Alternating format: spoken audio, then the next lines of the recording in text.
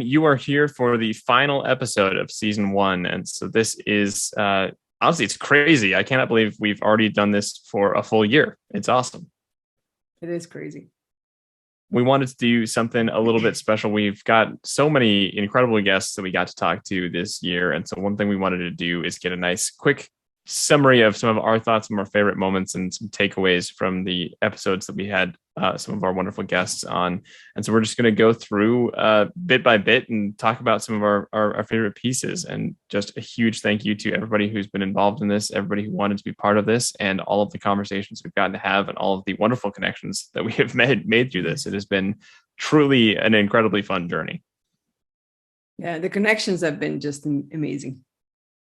And thank you so much to everybody. We will tag all of you in this, and then we will go and please feel free to revisit any of these episodes. They all have a special place in our heart, and it's been so much fun to do. Big thank you to the guests. Big thank you to everybody who's listened.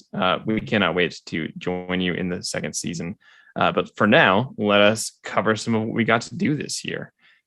Want to kick us off? We can go right into our first guest ever, which was Marty, and I mispronounced his name on the episode, and I'm about to mispronounce it again. Marty Naki. I'm pretty sure I did that wrong. Yes, I think you're close. Just like the pasta without the G. Right, Noki. Sorry, Marty.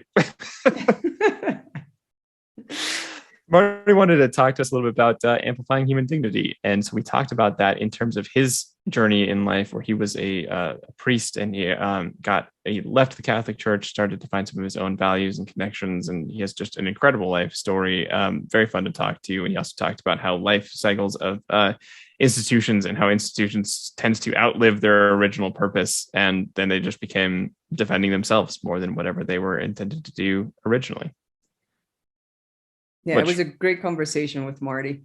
Wonderful experience that he brought to the table to understand, from working in the Catholic Church to coming out of that and now reinventing himself and figuring out, what matters and what are the gaps, what's missing, how he can help. And we know for a fact that he's been helping some fun, from wonderful people, because he's the one that introduced us to Sam Moore. Mm-hmm. Yes, and I think he's also connected. I saw them on LinkedIn a little bit to Mary Beth Highland, who we'll also talk about. Yes. Marty I think he attended one of her latest retreats. Oh, great. Well, that's awesome. It's truly a fun. This is exactly what I'm talking about. The web we've gotten to be attached to and connect to has been really fun. But Marty had some great experience just from his own life, and how institutions start to lose track of their own mission. It's a good reminder of what reason are you making your decisions for? And especially as you become, if you're a company or something, you become larger or start to grow, how do you hold core to what you originally wanted to build, and how do you stay in line with that? This is a fascinating conversation. Very much so. Yeah. Our next one was Lauren Grau. Yes, she was the first coach on the call and on the podcast, and she talked about energy leadership. So with her, we went through all the 7 levels of core energy, with some great examples and stories of how we show up and what they mean to us and why it matters. Why do we bother to talk about energy, and how does it relate to leadership and leading our lives, as well as leadership in the true sense in the workplace of others? How do you recognize it? What happens when you have anabolic energy, so the more constructive energy, and what happens when you have more catabolic energy? It's a great tool. She does a great job of describing it. And Lauren's just always incredibly friendly. I think she's a really fun energy coach. She's done this with groups. She's done this with individuals. And the thing that always sticks out is like I think we all feel these things. We all kind of notice there's more constructive mindsets, there's more destructive mindsets, even if we haven't put all the labels to them. And it's such a great scale to kind of give yourself a point of where you feel like you are in it, as well as where you think somebody else might be and what they might be reacting to, and what might help them either move towards more constructive spaces or move towards a safer space they can process if they're feeling in a more closed off energy, or feeling like they can't connect or reach out as much. And it's a great explanation of all 7 levels of those. And Lauren it is very fun to talk to just on energy in general. So definitely worth checking out for connecting some hard metrics to what feels like sometimes softer subjects, or they like to be called and labeled softer subjects, or as we would call them, essential subjects. Yes. And that was a very fun conversation. I'm going to say that about all of these. I'm going to stop saying that now because I'm going to blanket statement these. I had a great time with every one of these conversations, but I need to not say it so much because it's going to sound like I'm repeating myself. We do that a few times. Yes, but we've actually done some group coaching workshops with Lauren on energy leadership, and I'm always amazed at how much attention and how into the information the attendant, whoever's attending the workshops, really gets into. And not only, but how this space gets created of vulnerability, where one person starts sharing their personal stories, and all of a sudden, like, everybody's opening up about recognizing their energy levels and how they've shown up in different ways and how it's affecting their relationships at work and at home.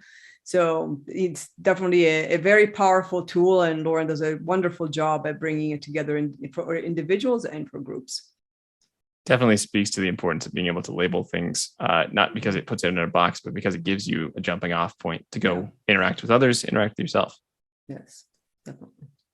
That brings us to our next coach that we had, who's Lori McElroy, who we've actually had on multiple times since then, had her on recently for her values exercise. But the first time she came on, she wanted to talk about playing big. And she really talks up the really great examples of how we show up to being our best selves and connect to what she calls playing big, which is one of those phrases, which it's not, I don't think everybody has always used it, but it's one of those that you can immediately connect to. You immediately know what it means to you because it really plays into, that is what I want to do. That's what I've been afraid to do. What is it that's stopping you from playing big, from doing that thing that you particularly feel attached to, but are either worried to try or maybe have a harder time facing? How do you get to that space where you get to do the big thing?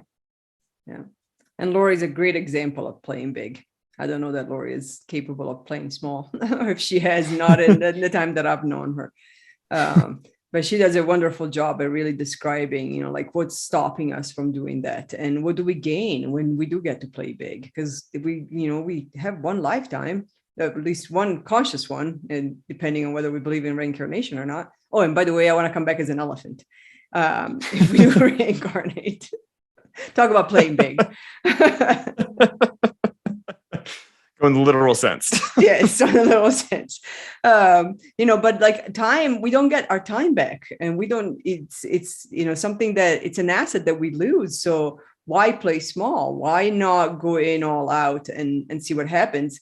And if you think about other people playing big, that's when we see magic happens. That's when things like, electric cars and going to space happen. Or I just read an article, actually, it was super fascinating, not to get totally sidetracked, but how Steve Jobs had actually thought about, he declared that he was going to, so it wasn't, I want to, maybe if one day this exists, but he was going to build an iPad that connected to the internet. And he declared that in 1987, when the internet didn't exist, iPads didn't exist, laptops barely existed, but he had the vision that was playing big. He was like, yep, it's going to happen. I'm going to do it.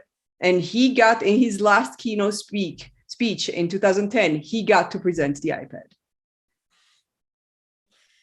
It's tragic that he never went on to attain anything and that nobody knows who Steve Jobs is. Yeah, I know. Exactly. It's a good example. Clearly playing big doesn't work out well. Oh, and the iPad made $200 billion, by the way. Which is pretty big. You can buy a lot of elephants with that. Yes. Lori does a great job of explaining it, and she's just a really fun coach to talk to about how you get into that space. She does a wonderful job of explaining her own journey as well as helping people get to it. And it was really fun to see how she describes that and how we get to playing big and what that means and what might stop us. Indeed, yeah. Our next one was Shante Lamping, who is a personal trainer and yoga instructor. And she really focused on emotional yoga. So how even just physical training, physical exercising, working out, it's not just about the body.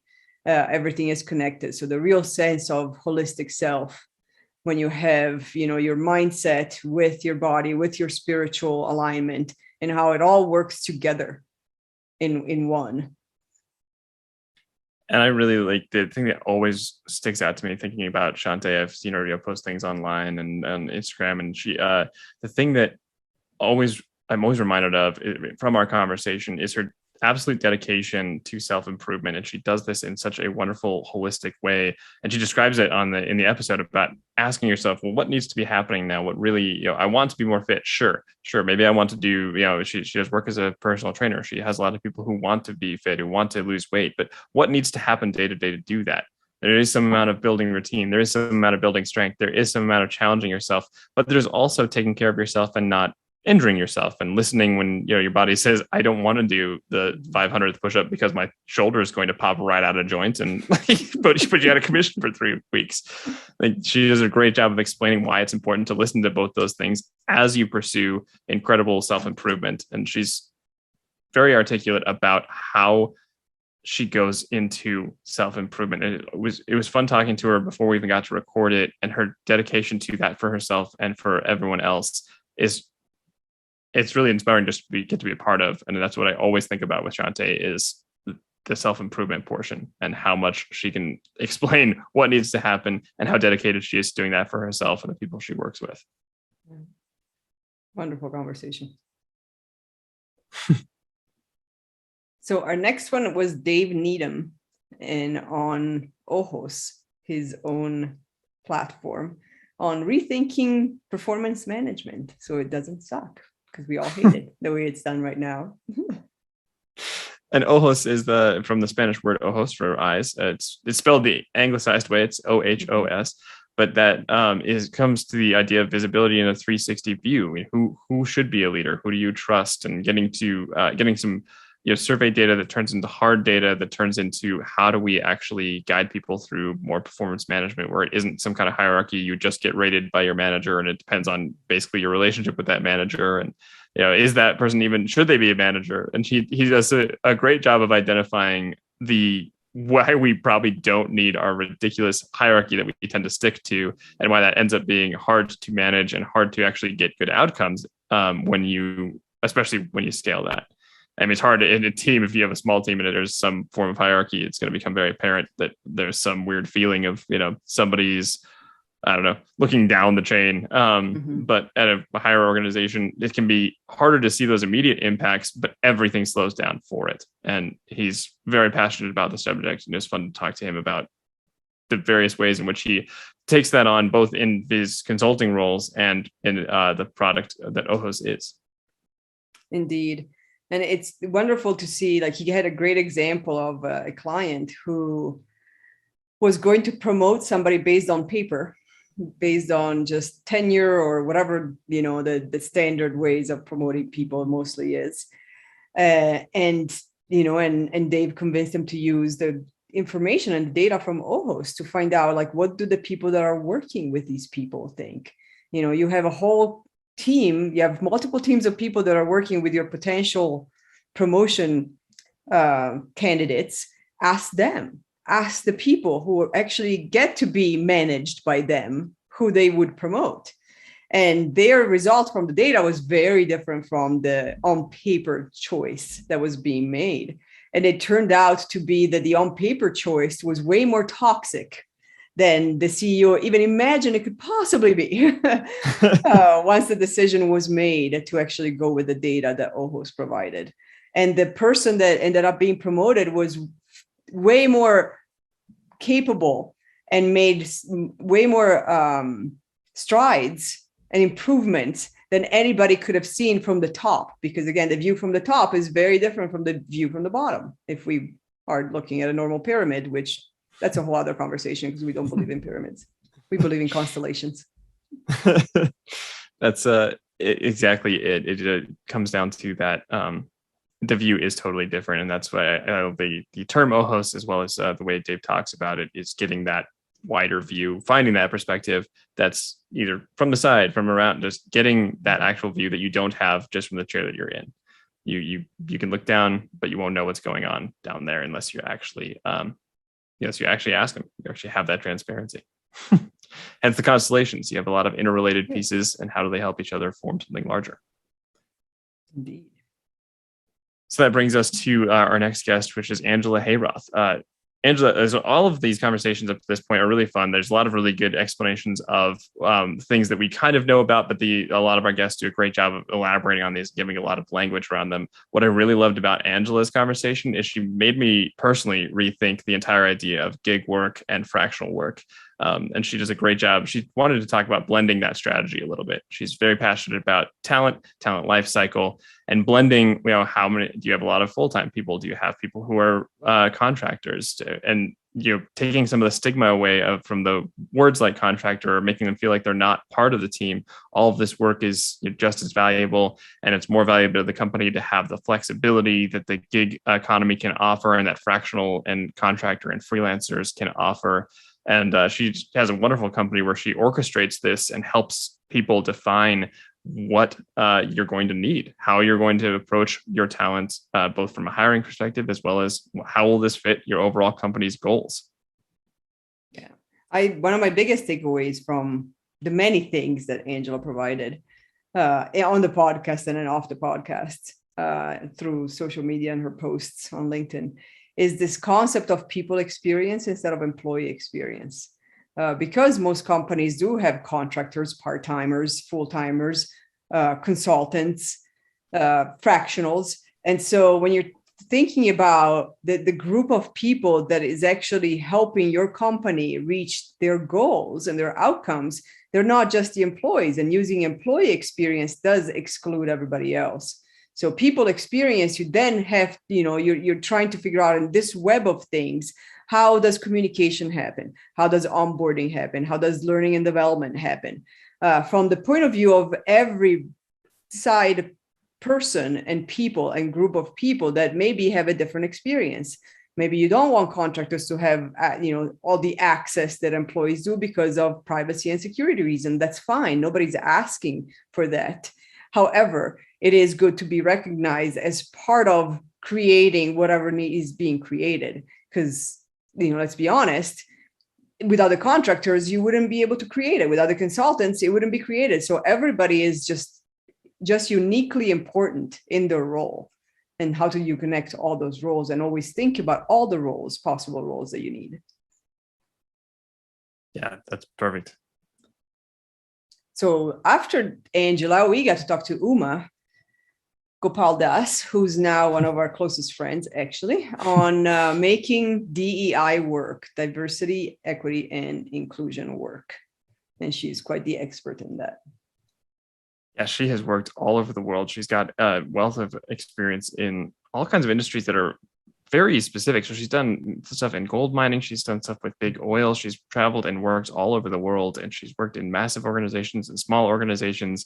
And now she's doing board consulting work, and she's on a lot of boards and does a lot of the high level strategy. She even came in and helped us with a bunch of strategy work just recently. And she's got a great way of seeing the high level and finding the discrete actions that help you get there. And she talks a lot about, okay, why do all the initiatives and diversity initiatives, why are they so easy to fail? And why is it hard to get them to stick? And she talks about how diversity, equity, inclusion becomes really a mindset game. You need to change the mindset that led you to a non-diverse workspace in the first place. And it's a fascinating conversation. It is super fascinating. And I love the fact that she makes it practical, just like in her governance and board governance and strategy. And it's really the fact that it's not enough to hire a leader in a DEI role. It's not enough to say that, you're diverse and equal and you promote inclusion on websites or on social media. It's actually about the actions. From an action perspective, on a daily and day-to-day action, do people understand what it's like, what it means to promote diversity, equity, and inclusion?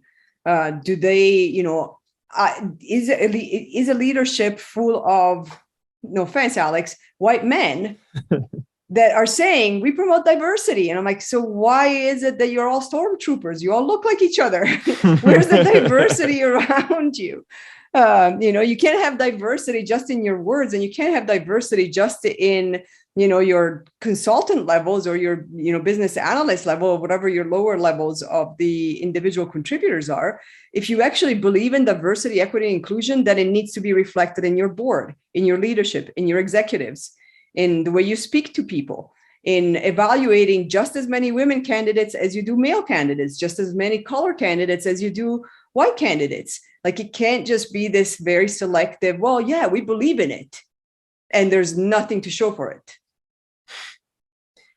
I think if we mentioned as well, like, I think in the conversation, she talks about, sometimes they'll hire one person who's in charge of diversity somehow, and then, an initiative won't work out. And it is funny in retrospect that they let these people go, or they get frustrated because they aren't really being given any power to change anything or any traction. And it's, if they walk out the door at that point, it's basically just them being like, the organization's like, man, I'm blown away that they couldn't change our minds. Okay, well, was that really a realistic expectation? Like, I'm blown away they couldn't change all of our preconceived notions that led us to this in the first place. And all of the actions that we take based on our preconceived notions. We hired somebody. Why couldn't they just fix everything? Like, it's like hiring a therapist and then never talking to them. You just say, so fix me, right? You this is your job. I'll be better in a week. I'll come back to pick up my repaired brain later. Mind reading, mind controlling, whatever they're expecting out of the therapist. Oh, and then saying like, well, see, therapy doesn't really work. It doesn't matter. Nothing changed. Yeah. So I'm never going to work on diversity again. The work? Oh, the importance of listening in the DEI space. Yes. After that, we had Emer Zone, another coach contact, and she talked about imposter syndrome, which we all experience many times a day sometimes. I always enjoy all of our conversations with Emer. For what she was, did sales. She was a lawyer. She's now a coach, and she's just so quick and articulate, and so very good at describing exactly what is happening in what is, a convoluted space like imposter syndrome. And she actually just released a course. Actually, this isn't as much on imposter syndrome, but she just released a course called The Elegant No, which is a wonderful course we got to even review. To take ourselves, and it's about being able to set boundaries and finding a great framework for doing it. And it's another good example of her ability to break these complex ideas into very actionable items. And so she talked about imposter syndrome and what holds us back, and how it, in the end, is us always in our own way. The most painful and helpful realization of all that happens all the time. Yes. Yeah, I love how you described how she brings all of her experience into what she's doing. And she's one of my coaches, and I can definitely relate with it. Like, doesn't really let you get away with anything. So she's a great accountability partner. Because if my own voice is trying to convince me otherwise, the email will definitely call it out.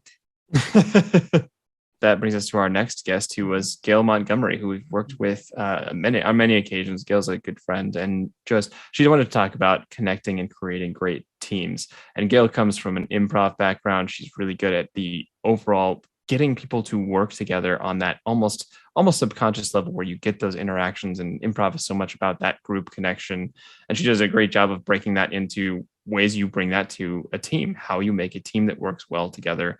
And she's got great sports metaphors, which I think we talked about the whole time, despite the fact that none of us, I think, accurately used a lot of the sports metaphors, but they were still easy to connect to. She's just always hilarious to talk to and fun to be around. And it was really fun to have this episode with her. Yeah, super fun. And one of the things that I always remember from Gail is just the concept of practice, and especially using the sports team metaphor. Sports teams practice all the time for hours and weeks and months before even the first game. And yet we expect work teams to just somehow show up and win the tournament, never talk to each other, never seen each other, have no common language, have a list of tasks that you break down in pieces, and somehow that makes everything work out. And here's your trophy. You may get a trophy. It's just not quite the trophy that you expected at the end. So yes, the importance of practicing as teams, the importance of really treating work teams like you treat sports team. You go to boot camp, you get to know each other, you have the conversations, you understand the language, you practice the language. you win together and you lose together. There's no such thing as one individual wins if the rest of the team loses. I think that's probably more from Ted Lasso than Gail, but I'm sure that Ted Lasso probably stole it from Gail. Oh, she does a great job of that. Practice element is incredibly important. Definitely is. Yeah. And then we had Lori McElroy back on for the second time, 2 out of 3, on hijacking fear responses. So what do we do when we have that threat response? That's the first response our brain actually detects any information that comes through that looks into fight or flight. Do we run? Do we freeze? Do we fight? What's going on here? And she does a great way, again, of describing the base level of things that are happening here. She talks about that feeling we've all had where suddenly we're like flying off the handle and we haven't even recognized it, where, it takes us a couple minutes almost to catch up to ourselves as we feel upset by something. And that feeling of it comes from right from the amygdala. The amygdala gets hijacked. You're suddenly in fight or flight, usually, thankfully in the modern day around something that doesn't require fight or flight. We're not actually facing a saber-toothed tiger, but we still have the same reactions. And so how do you mitigate that? She has some really good quick tips on things like using multitasking to your advantage. Like we can't multitask at all, no matter what we think. So if you're suddenly down a path you don't want to be on, you can distract yourself by doing things like counting objects in a room, seeing what's the first red thing I see, what's the first whatever. Something that immediately takes you out of that moment where you have so quickly attached to emotion and you're now on that train, rather than making more responsive choices and deciding how you want to react to whatever's happening.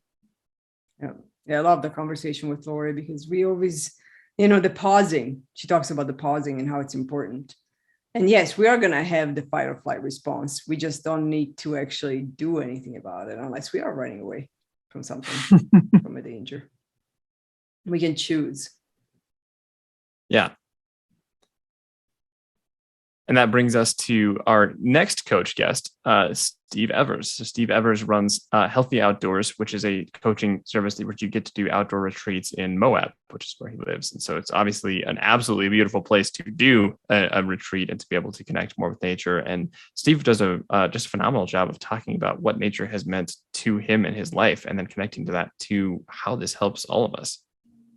Yeah, wonderful conversation with Steve, and can't wait to go on one of his retreats. He's just blending of nature and spirituality and personal development, and how it is really all connected. I mean, we've all felt it when we go into nature, whether it's a walk, a hike, skiing, any type of natural, walking on the beach, by the ocean, we do feel a bigger sense of the universe, first of all. So our problems become much smaller, and also some connectedness to something that's natural within us, and to be able to pause from the rat race and all the chaos around us, and just figure out what it is that being should look like. He also explained a lot about how nature can kind of put us into a mindful state, because we have to be very present and ready to react and ready to be there in the moment, as well as thinking about things that are way outside of the norm. You change that scenery, suddenly your brain has to interact with things differently, and you can get yourself out of that rut and the feeling of just something that isn't changing. And it was a great conversation on exactly why we weren't born in houses. Our whole species was much more hunter-gatherer for a long time there. We all have the indoors now, and it's great. There's a lot of comfort to it, but there's some real true power to connecting back with nature. So true. Yeah. And then we get to talk to my husband, Jeff Carson, on his life as an author of mystery fiction books. And how I think it was really fun talking to him. Sorry, go ahead. No, go ahead. It's better you talking about my husband than me.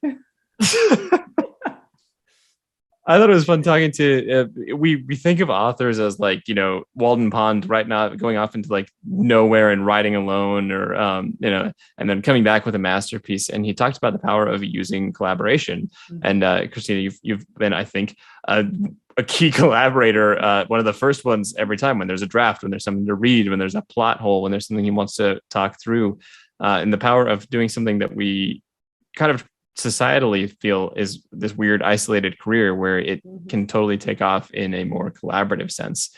And then we talked a lot about the business of writing because it was just very interesting to talk to Jeff about how that all started. He's a best-selling self-published author. It's great. Yes. Yeah. Yeah. It's been a very fascinating journey to watch happen. And it's interesting how, especially when it's somebody else, you just, it's just as simple as like, you hate your job, great, quit. What do you want to do? I want to write books, then write books. It's that simple. Or at least it's that simple of a permission. And so once we give ourselves permission to just do what really we love to do and try it out, it works out beautifully.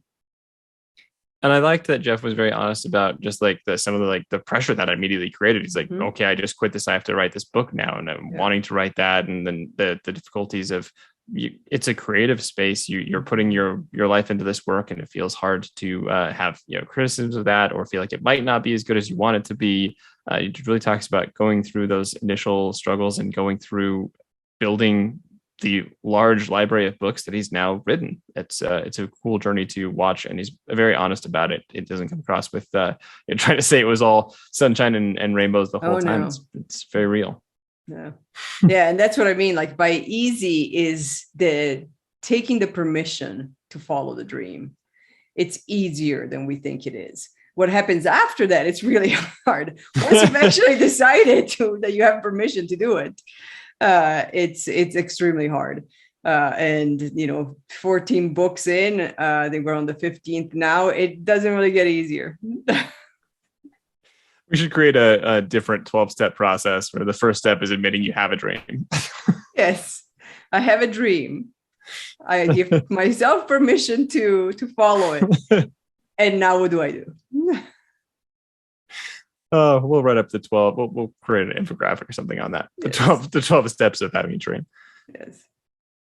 So from there, we got to talk to another guy who became a close friend over the course of the year, since we got to talk to him, Sean Daly, and he wanted to talk to us about servant leadership. And Sean is honestly one of the most genuine people I think I've ever gotten to talk to. The first time I talked to him was cold in a Zoom call. I think you ended up busy on something, Christina, and you'd already talked to him once, and I hadn't talked to him then, and I got to talk to him, and we talked for about an hour and a half. I just set up a second call because I had to leave for something, but I was like, okay, well, I don't have anything I need to talk to you with, but I'd love to talk more. And so we just kept communicating, and he's had this interesting career in doing coaching and sport. He's like a real life Ted Lasso who then became a professor. that's how Sean comes across. Yes. Now that I've talked about Sean, what do we actually talk with him about on the podcast?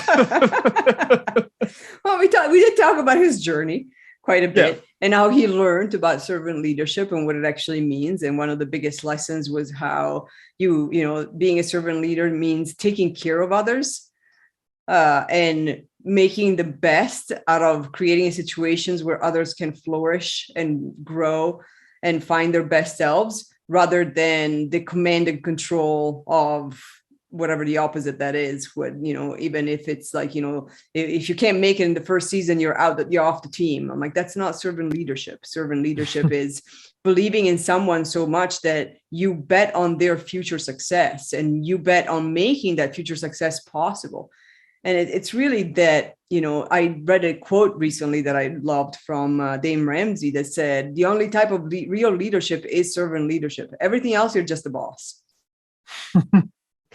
And even Sean talks about that. He comes from the world of college sports, where there could be a lot more ego. It could be a lot more fighting back and forth. But he talks about how leadership is about putting more tools in your toolbox, and servant leadership is the one that he always goes back to as this foundation. You can apply a lot of different leadership techniques. You can learn a lot of different ones, but ultimately, in his opinion, and definitely in our experience, servant leadership is the basis. And I do like that quote of you're either a servant leader or you're a boss. Yeah. It means you're there to help others, and others come first, or you're not doing your job. Yeah. It's not about your title. It's not about your authority. It's not about your promotion. It's not about your bonus. It's not about taking credit. It's about giving credit to others and making sure they can do what needs to be done. And exactly. It's a very unique skill set. It's not bad to be, it's never bad to also be contributing to the team, to be on the team. But if you want to be a leader, it has to come from that place of wanting to help people, not wanting to have the title or wanting to be able to boss people around, because you won't deliver the results you're looking for. Yes. Yeah. And you just mentioned it's not about focusing on the results. It's about focusing on the people so that the people can get you the results. So it's not the tasks, it's not the results, it's not the outcomes, it's not the monthly and the quarterly sales projections. It's focus on the people. It's the Richard Branson way of thinking. Is you take care of your people, they'll take care of your customers, and they'll take care of your company. But if you don't take care of your people, it's just short-term success. Any success you have, it's very short-lived, especially in 2021, when things have accelerated towards needing to be more human and people-focused. 100%. And that is exactly it. It is you will get those bottom line returns. You can get those sales numbers back, but it starts with that original investment. And that's where you start to play a much larger game. And Sean does a great job of explaining a larger game and how he approaches life that way as well. Yeah. And after Sean, we actually had one of Sean's friends and a very good friend of mine, Nina Cashman. So Nina was one of my very good friends, one of my first friends in Colorado, and that also turned into a coach of mine and also turned into my lead trainer when I went through my coaching program. And so she talked about paving your way, which is really going through the work of creating your own career, creating your own path, and how you need to have the courage to go through that transition and know the steps of the transition and not just kind of look around and ask for people's opinions. You can ask for people's opinions, but ultimately you have to do the work. So then what does it mean to do the work? And that's what Nina explains extremely well. I think we got really absorbed in the metaphor of like being in a hallway, like you're going through a transition and going from two rooms. And so much of life is really spent in those kind of hallway moments where you're moving towards something, maybe away from something else and moving on. And she does a great job of explaining like how we can either get stuck there. We might take a different turn, but how do we really purposefully move ourselves through these? And she provides great transition coaching now. She talks about how to get through those moments of changing something in your life. Love Nina. Yeah. That brings us to Jesus Salazar. Jesus Salazar, yeah, he's actually somebody I worked with right out of college. And Jesus left we were both consulting at the time, and he left and started his own business called Persano, which is a social impact business. And the whole point of starting it was to start with the UN SDGs, the United Nations Sustainable Development Goals, and see what he could do as a for-profit company to create movement and move the needle in these huge sustainable goals for the entire globe. And so he's working on creating the model for for-profit businesses, creating social impact. And it was incredibly fun to talk to him. They're very data-driven. They like figuring out what their impact is, how to maximize that, how to do better than some of the like nonprofit models that have existed before, and how they're really trying to hone what is the role of a for-profit business that wants to do good. It's just that's the main goal, is we're going to do good. It's not even B Corp. It's just we're going to work on things like the Sustainable Development Goals. Yeah, it was a wonderful conversation and really eye-opening on how when you have a passion, when you know something needs to be done, you just keep going at it. You don't give up. Like you have the ups and downs, you have the good years, you have the bad years, you do a lot of pro bono work to just be out there and really walk the talk. So if you're building a social impact business, then doing social impact, even when it's pro bono, it has to be part of the DNA. And he talks about, one of our favorite things about leadership, successful leadership, is transparency. And how he's, surrounded himself with a team of people that know exactly what's going on with the company.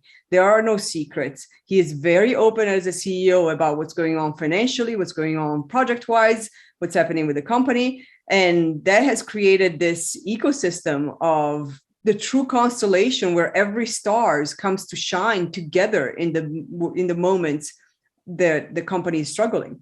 And that was a big turnaround as well. It was like when the company, was going through a tough moment, he didn't have to convince people to stick around and help. They had the solution. they made it all happen. It's a great example of what we talked about like being able to connect the mission. Like people will work on a mission, and people do want that purpose. They want that mission. And it was exactly that pivot point where things felt like they were low. Like COVID hit, it was a delicate moment for his business, and they ended up turning around their best year yet. Yeah. Just incredible work on transparency as well as sustainability. And he really drove home, and we even mentioned it, I think, explicitly in the episode. We talk about how oftentimes people see this as almost in opposition to capitalism, as we like to call it in the news and the media, of supposed to be like all for wealth gain.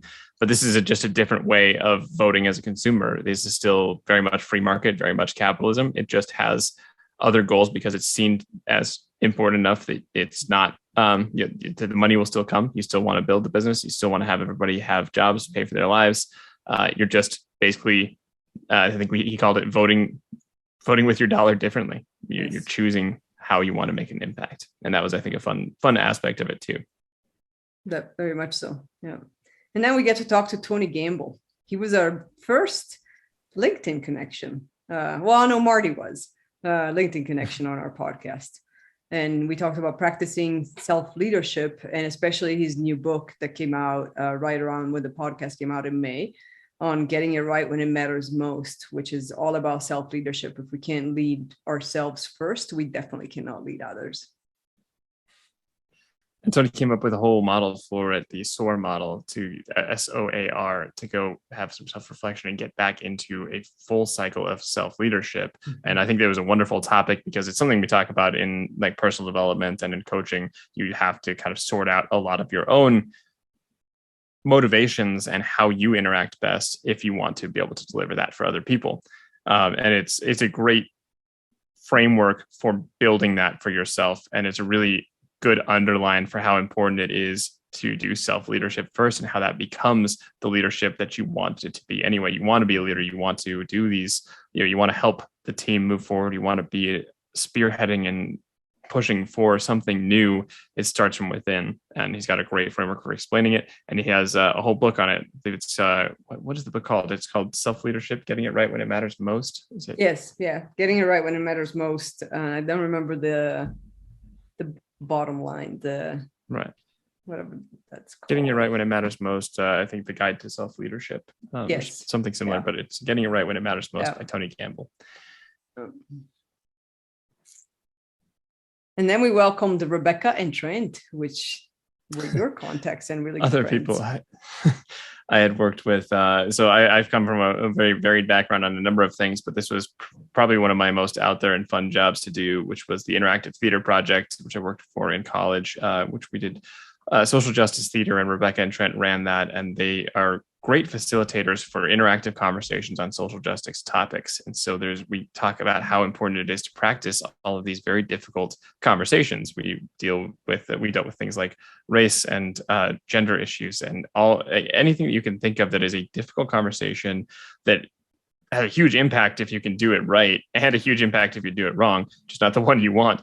And how important it is to practice that, both for the practice of learning. Okay, I'm not going to necessarily do everything right, but I want to, as Brene Brown says, I'm not here to be right. I want to get it right. I'm not here with the answer. I want to find the answer. And so they talked a lot about the practice of getting into that and how their work in this space has evolved over the last couple of decades. And there's some of my favorite people just to talk to in general. And they were so fun to work with in college. And since then, I've gotten to work with them a few times, and always very fun. And I love the work that they do. It's so fun to engage. I've said fun way too many times, but I truly mean every word of it. It was so engaging to be part of these conversations and get to challenge my own perceptions. And I had so little understanding of privilege before I started this work with them. And that has changed the course of my life ever since. The decades since then have been utterly different. Yeah, it was a truly eye-opening conversation, and just to meet them and understand what they're doing and saying, same level. It's like this, working with them is something everybody should be doing to really understand privilege, to understand what diversity, inclusion, belonging, and justice I remember Trent talking about Jedi, really means. And how do we do the work? And it's not about being perfect. It's about doing the work. And they have some good workshops now on diversity, equity, inclusion, or the way they phrase it, justice, equity, diversity, and inclusion. So you can turn the Jedi on it. And they have a few workshops on that now. And it's incredible work. And it's so fun to do and so much more interactive. You understand more of what this feels like in the moment and how you will deliver it later in life when you get to actually experience it live. Yeah, definitely. Yeah. Then we kicked off the summer with Mirko from Sicily. So that was our beginning of June. Yes. On developing conscious leadership. Mirko is a wonderful connection who has traveled the world. He's lived in London and has worked in Asia, in Australia. Deep marketing experience that started his own company on coach salting, which is a wonderful combination of coaching and consulting. And really, with the mission to develop conscious leaderships, to develop leaders who are conscious about their actions, they're conscious about the people around them, and have that human first component of that's how I make decisions, that's how I see things from a human and empathy and service perspective. His company is called the Mastery Hub, and they talk about developing conscious leadership. And that conscious leadership idea he takes into all kinds of different aspects of life. It might be work, it might be parenting, it might be just your interpersonal relationships. But one of the things I loved about Mirko is that his whole purpose is to have a larger impact on people. And he wants to see a world in which we don't measure based on the amount of wealth that is accrued, but the number of people you've positively impacted. And he definitely lives that one out. And I'm very jealous of his overall arrangement just being in Sicily, because he'd always talk about how he's going to go walk down to the beach now and have some wine and walk through his olive trees. Very, very jealous, but also just a wonderful mission and very fun to talk to, very eloquent about some of his hardships and how he uses vulnerability and encourages that everyone else to use it to develop your own conscious style of interacting with people and leading. Yeah, really good conversation. And loved hearing about the orange trees in his backyard. Orange trees, that's right. And that brings us to another connection we've connected with many, many more times since then, Barbara Randall, who just fascinating human being, very fun to talk to, really oriented around how to make relationships work, as she does this with her company Fig Jam, which has a wonderful story, which I will leave for the podcast episode because it's just truly entertaining. And we mention it every time we talk to her now. It's something definitely a worthwhile acronym and describes well what Barbara does. Yes. I really enjoy always talking with her. Yes, I actually go around and whenever I find a Fig Jam jar, I take a picture and send it to her. But she's a wonderful individual, and she's here local to Denver, Colorado. So I think before we even recorded the podcast, we went on a happy hour with because she does value human relationships, and she understands the true work that it takes to stay in touch and stay connected and create trusting relationship. And that involves post-pandemic with vaccines and masks when needed, getting together. And so we've gotten together with her already 3 or 4 times, and we don't plan to really stop. We've got the next one already scheduled. And she talks a lot about how people interact, and that's what she works with. She's like I would say relationship consultant, but that makes it sound like it's just marriages or something. What she really does is she orchestrates and helps people understand how they best work with each other, how they might be showing up, and how they can choose to show up differently. And she does this in all kinds of different contexts. She has wonderful stories from all of her experiences that led her to the point of starting this company.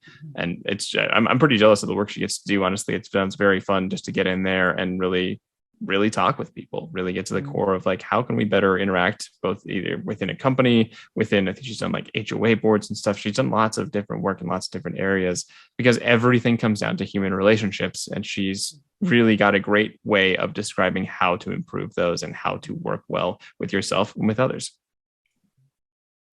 Yeah, wonderful individual. We then got to talk to Allison Torpy, who I have known for quite a bit now, a couple of years since she moved to Denver. And she talked about leading with trust. So really how to build trustworthy, trustful, if that's a word, teams, and how that's the necessary for success in teams.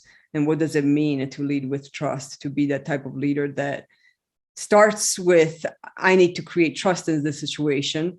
I need to trust the people I'm working with, and they need to trust me for us to be able to really get anything done.